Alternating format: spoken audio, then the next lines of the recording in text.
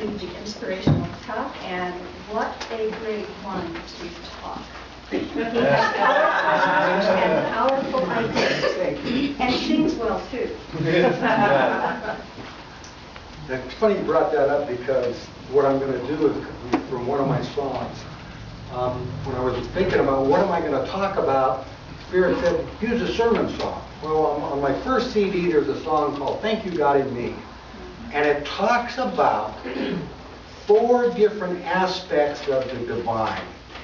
And as I thought about it, I thought, I can't get that into one sermon, so I'm going to have to break it into 4. Tonight, I'm going to talk about the infinite nature of the divine. The first from the song that goes this is, if God is omnipresent, then God is everywhere. There is no place God's absent in water, earth, or air. If God is omnipresent, He's in every cell of mine. My body is the temple that houses the divine. Think about that for a minute. There is no place within you that God starts and stops. And this was kind of a fun thing for me as I was playing around it, because I always knew that God within me, I knew that God was within me, but I hadn't thought of, I've been thinking about it like, well, there's a place in me that God is. It's kind of like, well, I got my liver, I got my heart, I got my God spot. Well, your liver stops at some place, and so does your heart. It's a very finite stopping place. The God part of you never stops. It's in every single cell of your body. Some years ago in the Stairway of Light, I did a 9-week class based on a guy by the name of Stuart Wilde. He taught about the 33 steps to the infinite self. And I'm not going to go into the 33 steps to infinite self, but I want you to think for a minute about the concept of infinite self. That within you are an infinite self. Everybody, if you're in a spiritualist church, understands that we are more than the body. Otherwise, we wouldn't be a spiritualist church, because we believe in the existence of afterlife. We believe that when we pass, that which is true us keeps going. I mean, consciousness continues to exist. Everybody in this room has some understanding, some level of that concept. But we get so locked into the body. We are the body. And in some ways, that's necessary to be able to go around this human existence. In some ways, we have chosen to experience life and we experience what we're experiencing with this body. But the difference between you and me today and the Christed one when He walked the earth is He understood on every single level of His being His God-connectedness, His infinite self. Now, some of us have a hard time understanding the infinite self because you feel like, well, we're stuck in these bodies. But how many times do you experience in day-to-day life things when you are much outside of the body? That infinite self is starting to show. Every time somebody in this room is given a reading and they see Aunt Amos sitting behind you, or there's your grandpa over in the room, they are exercising that infinite self.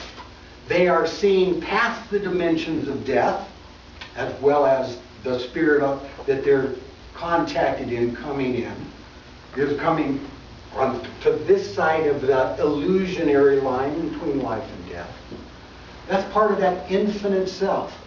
It is not unusual in this church, any time of day, or any week, for people to go beyond the body of themselves and be able to experience the infinite self by being able to touch into spirit that's past. You're no longer bound by the line between life and death, and we never were. And if you haven't experienced that as part of a reader, if you're not a reader and psychic enough, surely you have dreamed mom or dad or brother or somebody else when they've been on the other side. If you've ever done an astral traveling experience, either when you are asleep or consciously, well, guess what? You just tapped into that infinite self that is within you. You have just transcended space. With a thought, you've moved from here to wherever it was that you astral traveled to and back. Now, some of you may not make a practice of astral traveling. I will tell you that I don't do it a lot. But I know in dreams when I wake up and say, I know where I was. And I have had the experience of being able to consciously go down and say, I want to go see what's going on here, and being able to see what's going on down there, and then come back in consciousness and say, okay, I was there, I know what happened now. And I've been able to verify that.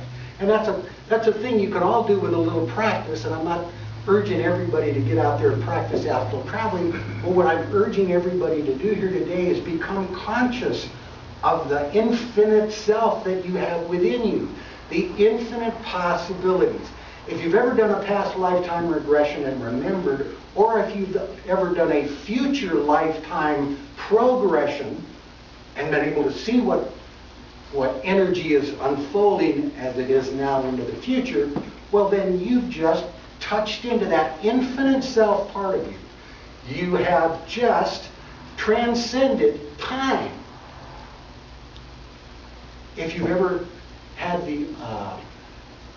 a premonition of something bad happening, or if you've actually been able to see a tsunami coming in, or those are very dramatic examples, but most of you at some point in time have kind of seen something coming and it actually came. Well, that's part of your infinite self transcending what we see as the barrier of time. You put yourself, you can see the energy of a different time. And if we get into deep philosophy, what is all time is now. I mean, all time is going on at the same time. But that's not how we experience it in this lifetime. This lifetime, most of its experience, lifetimes literally. You know, we get born, we go to school, we get up, we get our job, we grow toward old age. You know, we see it as a linear process.